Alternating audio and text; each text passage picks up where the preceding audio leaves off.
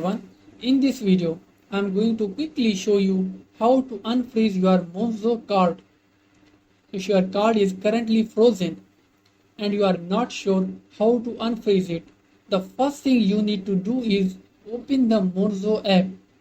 If your card is frozen, you will see an option at the top of the screen labeled card frozen. Tap on that and it will take you to a new page. From there, it's pretty straightforward. Just tap on defrost card. Once you have done that, your card will be successfully unfrozen and you will be able to use it again, both physically and through Apple Pay. If at any point you want to freeze your card again, you can simply tap on freeze card. That's it.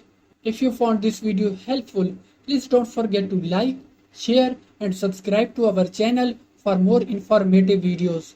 Until next time, goodbye.